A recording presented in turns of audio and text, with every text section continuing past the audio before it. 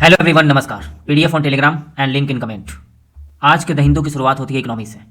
Part of physical policy, tobacco पर excise duty का बढ़ना।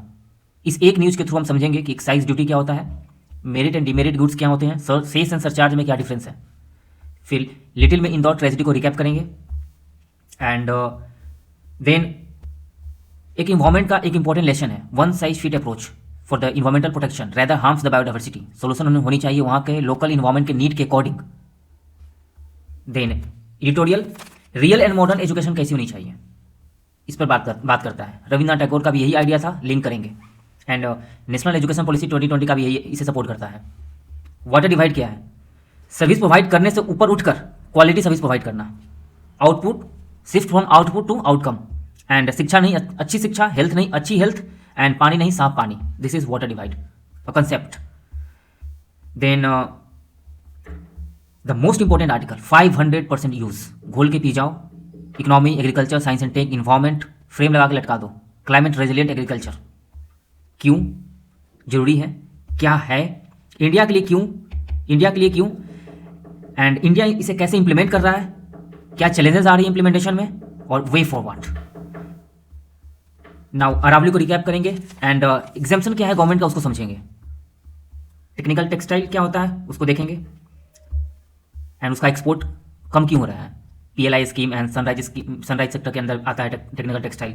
Then pension fund regulatory development authority के बारे में, लोकेशन खैरसौन and Zohran Mamdani person news. That's for all today Hindu. केवल अपडेटेड हिंदू पढ़ो, 90% मेंस एंड 70% प्रीलिम्स कवर कर देगा। अगर डेली रिवीजन रहा तो फिर एग्जाम यही निकाल देगा, कुछ और पढ़ने की जरूरत नहीं है। टाइम है तो छूट गया, मंथ एंड में किसी इंपॉर्टेंट मैगजीन से जो हिंदू में छूट गया है उसे आप अपडेट कर सकते हो अपने नोट्स में। एंड ज़्यादा मटेरियल नहीं, ज़्यादा रिवीजन पर फोकस करना है। Keep one thing is mind, less is more and revision is the key to crack the exam. And market में कंपटीशन है कि जो ज़्यादा पढ़ा रहा है, ज़्यादा आर्टिकल कवर कर रहा है, नया आर्टिकल कवर कर रहा है, तो पता नहीं कहाँ से आर्टिकल आता है। एग्जाम निकालना है और मेरा अपना अप्रोच है जो इनोवेटिव यूनिक है। तो वीडियो के अंदर बने रहें, कमेंट करें, लाइक करें, सब्सक्राइब करें, मोटिवेट करें for further improvement and motivation.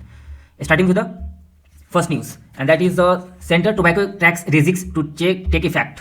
रेजिक्स मतलब rearranged, new way, new structure. कहानी यह है कि रिसेंटली विंटर सेशन में गवर्नमेंट ने पास किया था सेंटर एक्साइज अमेंडमेंट एक्ट, 2025। उसके थ्रू प्रोविजन था कि एक्साइज ड्यूटी बढ़ाया जाएगा टोबैको पर।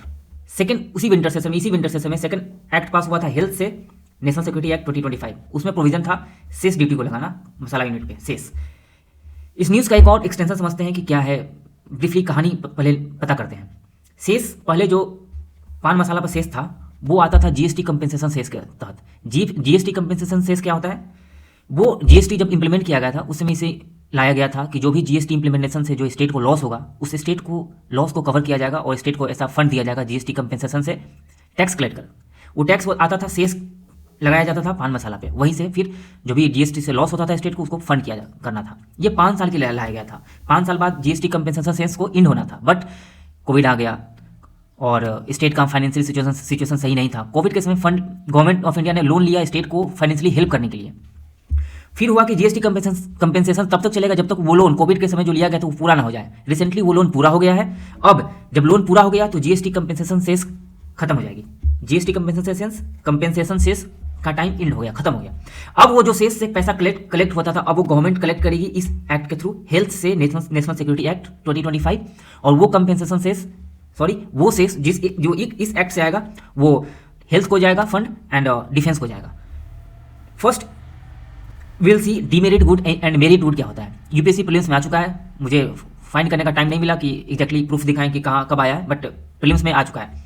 Demerit good, a merit good. Demerit goods क्या होते हैं कि जिसका एडवर्स इंपैक्ट होता है, public health impact, social impact, वो बोलते हैं डीमेरिट गुड्स। जिसका नेगेटिव इंपैक्ट पड़ता है इन्वायरमेंट पे, हेल्थ पे, पीपल पे, सोसाइटी पे, उसको बोलते हैं demerit goods, like tobacco, alcohol. वहीं पे मेरिट गुड्स क्या होता है, जिसका पॉजिटिव इंपैक्ट पड़ता है इंडिविजुअल पे, हेल्थ पे, सोसाइटी पे, जैसे एजुकेशन, सोसाइटी। ये डिफरेंस है merit goods and demerit goods में।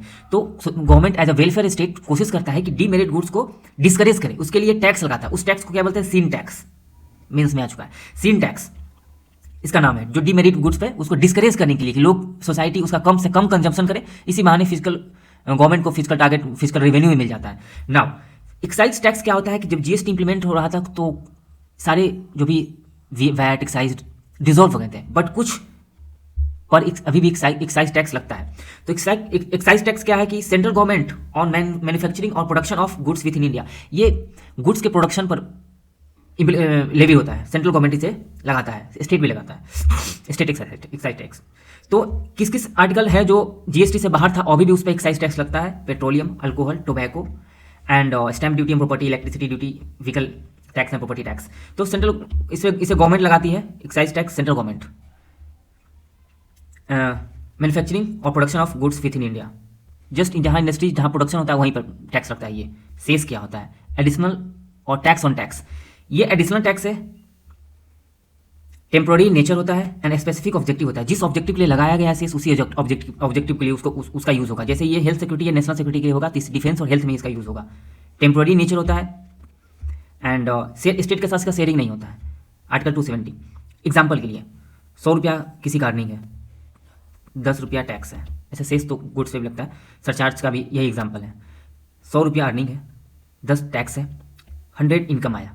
अब जो सेस या सरचार्ज लगता है, टैक्स ऑन टैक्स लगता है, इस पे लगेगा 5% या 10%। मान लो सेस 10% है, तो ये जो 10% है, जो इनकम आया था 100, जो टैक्स आया था इससे इनकम से 10% उस पे लगेगा। अब ये बन जाएगा 10। अब जो टोटल पेबल होगा वो होगा सेस एंड टैक्स मिलाकर वो 110 हो गया, तो 110 देना है। तो ये additional tax, tax on tax, इसका काउंटिंग ऐसे होता है, बोथ के लिए आता है कंसेप्ट।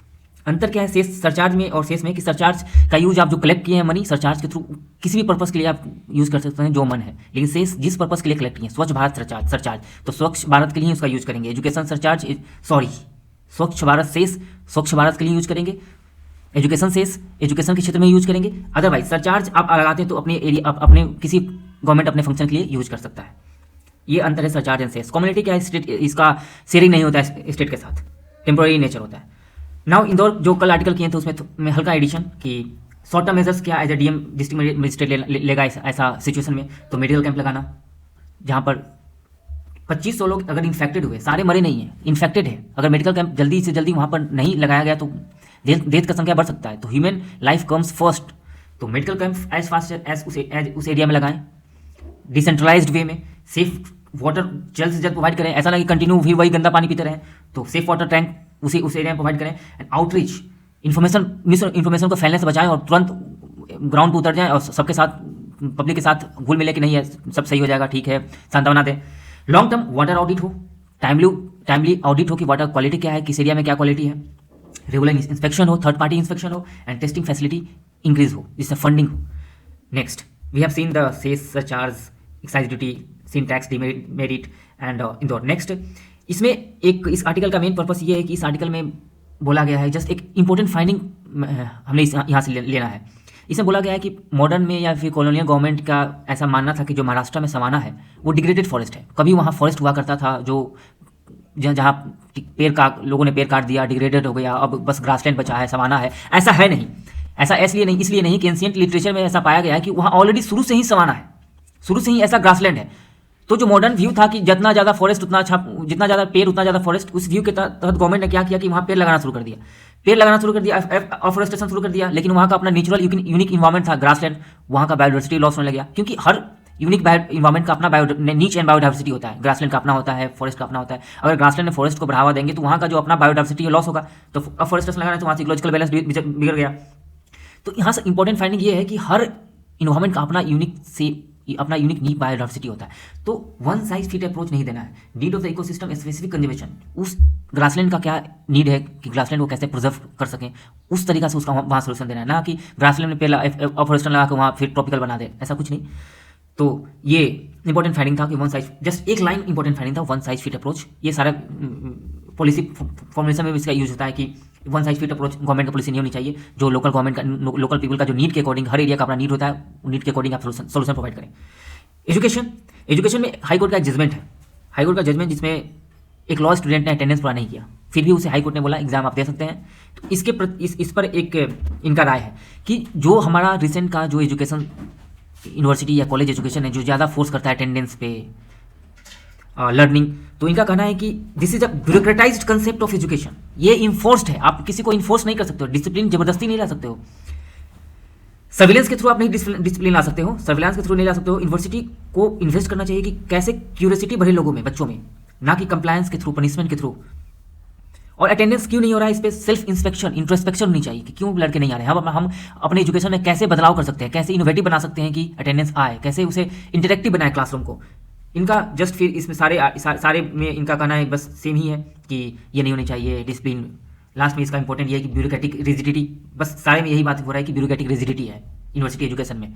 एंड लर्निंग, ये इंपॉर्टेंट है, learning thrives on contradiction, dialogues, imagination, not to disseminate information but to facilitate discovery. The future of education hinges on recognizing and embracing this fundamental distinction. Education one way पहले होता था, हम जो पढ़ा दिए वो सुन लो, नहीं, वन वे टू होनी चाहिए टू वे इंगेजमेंट और interactive engagement between the teacher and pupil student. Freedom होनी चाहिए, क्यूरियोसिटी जगाओ, ऐसा एजुकेशन सिस्टम हो जो क्यूरियोसिटी जगाए लोगों में, डायलॉग हो, कॉन्ट्राडिक्शन हो, काटने के उसमें फिर डिबेट हो, वाद विवाद हो, ये फ्यूचर एजुकेशन होनी चाहिए, ये होनी चाहिए। रविन्द्रनाथ टैगोर आज से 150 साल पहले ऐसा उनका एजुकेशन पे जो उनका व्यू पॉइंट है कि फ्रीडम ऑफ माइंड होनी चाहिए, लर्निंग जो आए क्यूरियोसिटी क्रिएट करे, क्रिएटिविटी लाए, क्लासरूम तक लिमिट ना हो। ये जो ड्रेस सिस्टम, जो क्लासरूम सिस्टम जो हम कर रहे हैं एक रिजिड है, वो नेचर के साथ हो। मेरा एजुकेशन सिस्टम ओवरऑल कनेक्ट हो, हम कनेक्ट हो नेचर के साथ, एजुकेशन कनेक्ट हो नेचर के साथ, पूरा इन्वायरमेंट के साथ कनेक्ट हो, बाहर एजुकेशन हो नेचर के साथ हो, ये क्यूरियोसिटी डेवलप हो, एजुकेशन सिस्टम ऐसा हो।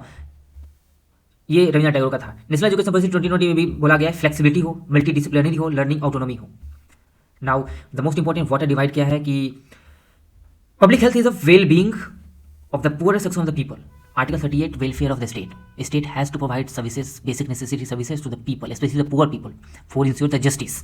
Now health, education, infrastructure, clean air and water all are fall on the basic needs, human basic needs. अगर पॉवर्टी का बेसिक डिफिनेशन अगर आप लिखने जाते हैं तो उसमें एक जरूर लिखते हैं कि access to the safe drinking water, वो भी एक बेसिक नीड्स है। ये तो बेसिक नीड्स है। आर्टिकल 21 में भी प्रोविजन है right to safe drinking water, जिसे एक्सटेंड किया गया था सुप्रीम कोर्ट द्वारा। आर्टिकल 21 भी है।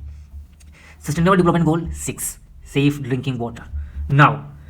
नाउ स्वच्छ भारत मिशन हमने इंप्लीमेंट किया, जल जीवन मिशन इंप्लीमेंट किया, जिसके थ्रू हम पाइप्ड वाटर गांव तक हर घर में पहुंचाने का लक्ष्य रखा। नेशनल फैमिली हेल्थ सर्वे का डेटा है कि 96% हमने हाउस होल्ड में पानी पहुंचा रहे हैं। This is achievement. But contradiction ये हो रही है, ठीक है हमने अचीवमेंट किया, सिग्निफिकेंट प्रोग्रेस हुआ जल जीवन मिशन के थ्रू, स्वच्छ भारत मिशन के थ्रू, बट वाटर डिवाइड अभी भी क्या है? वाटर डिवाइड का मतलब हुआ कि ठीक है मेनली ये रूरल एंड अर्बन के बीच में डिवाइड नहीं है, ये formal access and actual safety, this is a technical term you have to write in mains exam, that is the formal access and actual safety के बीच का जो डिफरेंस है उसे वाटर डिवाइड करते हैं। क्लेम कर रहा है government 96%, but safe and safe नहीं है, वो कंटामिनेटेड है। तो इस तरीके से हम बोल सकते हैं कि शिक्षा देना तक ही सीमित नहीं होना चाहिए, अच्छा शिक्षा दो, पानी नहीं अच्छा पानी, that is a division.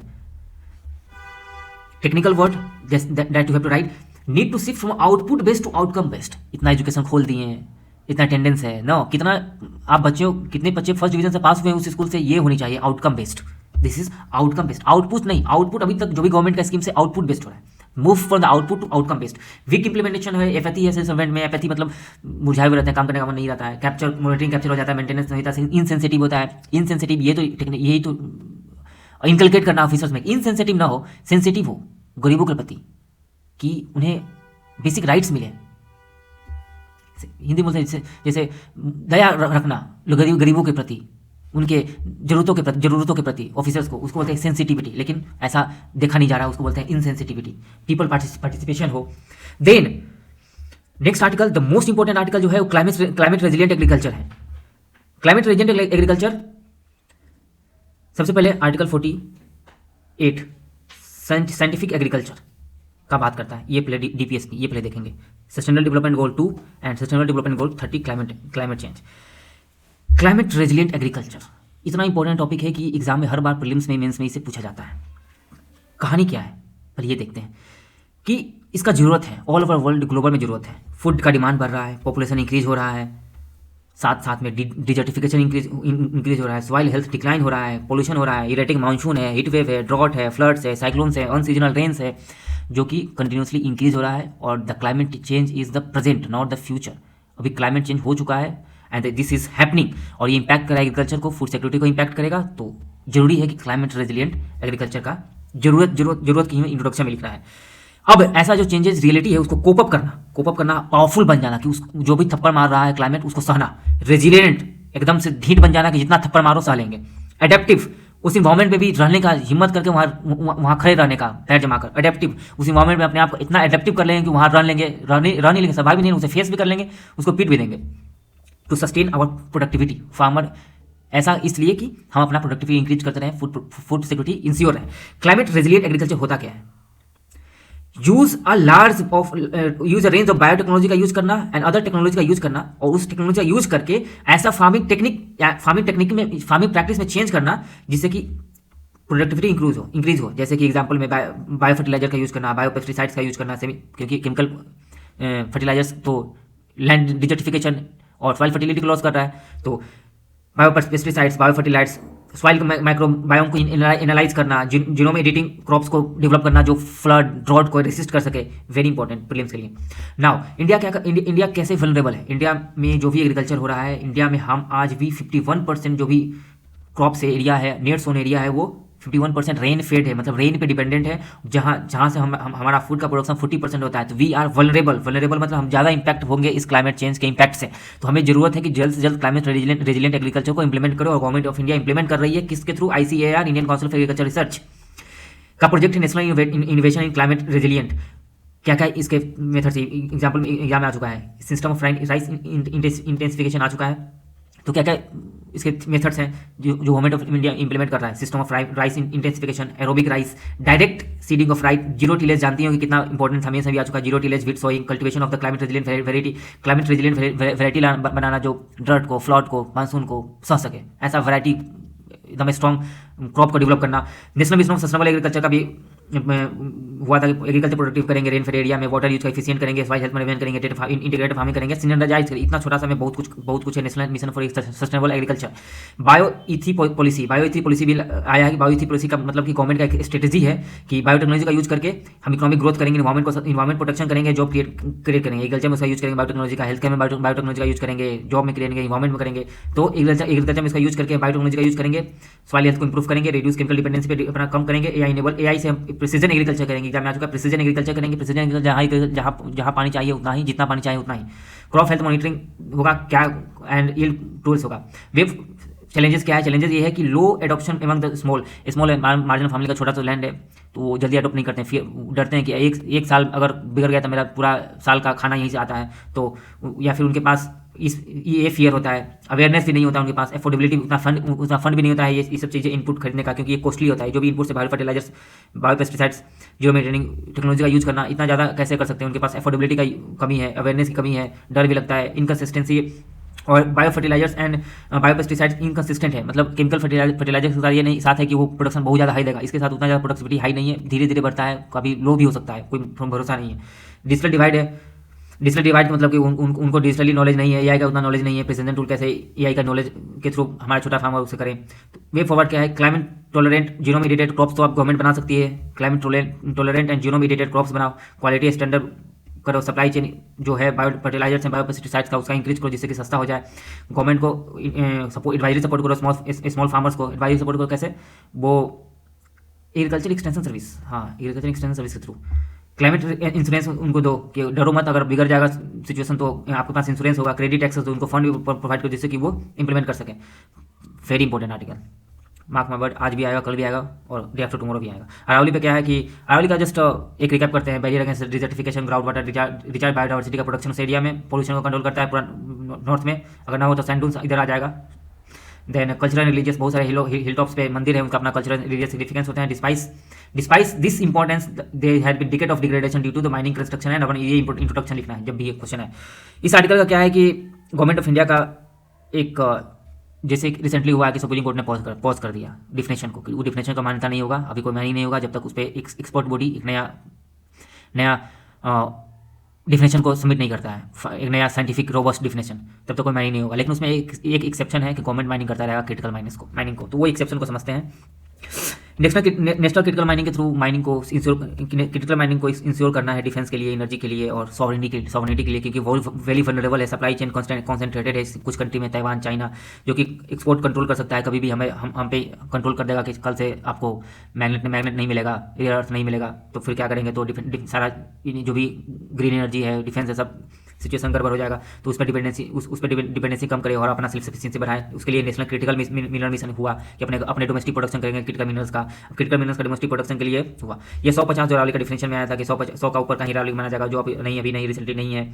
Now strategic exception, जो कि ठीक है सब कुछ रुका है लेकिन गवर्नमेंट का अभी भी नहीं रुका है, गवर्नमेंट माइनिंग कर सकता है, उसका स्ट्रेटेजिक एक्सेप्शन है। उसके लिए इन्वायरमेंट इम्पैक्ट असेसमेंट का भी जरूरत नहीं होता है, पब्लिक कंसल्टेशन का कोई जरूरत नहीं है। देन मिनिस्ट्री एंड नाउ इसका भी यही कहना है कि एक वेरी इंपॉर्टेंट कि यहाँ टंगस्टन का पोटेंशियल है अरावली में, ध्यान रखना है टंगस्टन कहाँ पाया जाता है, very interesting. And potential for the critical minerals and lithium and rare earth का भी यहाँ पोटेंशियल है, ठीक है। नाउ नेक्स्ट आर्टिकल इंपॉर्टेंट नहीं है बट आप देख सकते हो कि एक जस्ट एग्जांपल है कि लोकपाल जो BMW को ऑर्डर किया था वो वापस ले लेंगे, ठीक है, BMW को नहीं चलेंगे। टेक्निकल टेक्सटाइल क्या होता है? एक तो टेक्सटाइल होता है जो कपड़ा पहनते हैं फैशन के लिए, एक टेक्निकल टेक्सटाइल होता है जो कपड़ा बनाया जाता है फंक्शन के लिए। फंक्शन के लिए मतलब सोफा, बस का सीट, कार का belt, seat belt, air bag, sofa, इस तरह के कपड़े। जो गाड़ियों में, ऑटो में जो ऊपर का जो होता है ना, ऑटो में ऊपर का जो कवर, वो भी टेक्निकल टेक्सटाइल में आता है। और कहीं कहीं तो इतना स्ट्रॉन्ग हो गया कि छत भी किसी की छोटा छत भी टेक्निकल टेक्सटाइल बनने लग गया है। तो ये हाई ड्यूरेबिलिटी होता है, स्पेशल प्रॉपर्टीज का होता है, फायर रेसिस्टेंट होता है, वाटर प्रूफ होता है, एंटीबैक्टीरियल होता है, हाई टेंसिल स्ट्रेंथ होता है, हाई वैल्यू होता है, function based of textile product. इतना समझ गए होंगे टेक्निकल टेक्सटाइल होता क्या है। इसका एक्सपोर्ट घट रहा है, 1.2% एक्सपोर्ट घट गया है क्योंकि यूएस का इंपोर्ट है 50% और हम अपना एग्रीकल्चर को लेकर 25% हमारा जो एक्सपोर्ट होता था यूएस होता था। 25% we were dependent on USA, that's why. And 50% tariff कब तक सहेगा हमारा एक्सपोर्टर, और उसी कारण एक्सपोर्ट धीरे धीरे रिड्यूस हो रहा है। नीड क्या है? अपना जल्द से जल्द डाइवर्सिफिकेशन करें एक्सपोर्ट का, क्योंकि ये सनराइज सेक्टर के अंदर आता है, प्रोडक्शन लिंक इंसेंटिव में भी आता है, डोमेस्टिक मैन्युफैक्चरिंग में इसका काफ़ी रोल है, एम्प्लॉयमेंट में इसका काफ़ी रोल है। तो जल्द से जल्द अपना ट्रेड डाइवर्सिफिकेशन करें और डोमेस्टिक डिमांड ही इसको इंक्रीज कर दें। फिर pension fund regulatory development authority के बारे में जानना बहुत जरूरी है कि पेंशन फंड को रेगुलेट करता है अटल पेंशन योजना, नेशनल पेंशन सिस्टम को रेगुलेट करता है। एक्ट स्टेचुटरी बॉडी है क्योंकि एक्ट के थ्रू इसका फॉर्मेशन हुआ है। नाउ लोकेशन, खोरसन कहाँ है? यूक्रेन। बार बार ओडिशा का लोकेशन देखते रहते हैं, खोरसन का लोकेशन है। रिसेंटली कभी इसको एक्वायर करता है रूस, कभी Ukraine. This is very important. अभी रिसेंटली यूक्रेन एक्वायर कर ड्रोन स्ट्राइक किया है कि हम ले लेंगे रूस से। अभी रिसेंटली रशिया के कब्जे में है। Zohran Mamdani, person in news, सोनी न्यूयॉर्क सिटी मेयर ग्रुप में daily person in news and location 20 अगर करके आप करते हो तो 60 न्यूज़ यहीं से मिल जाएगा। और प्रीलिम्स न्यूज़ डेली 5 निकालते हो तो मंथली 150 न्यूज़। ये 150 न्यूज़ का ऐसा स्ट्राइक रेट है कि यहाँ से 90% क्वेश्चन आने वाले हैं। भले ही आप 1000 न्यूज़ अदर पढ़ लो तो वहाँ से स्ट्राइक रेट कम आते हैं, 5%, 10%। इसका स्ट्राइक रेट 90% है। और मेंस तो जानते हैं हिंदू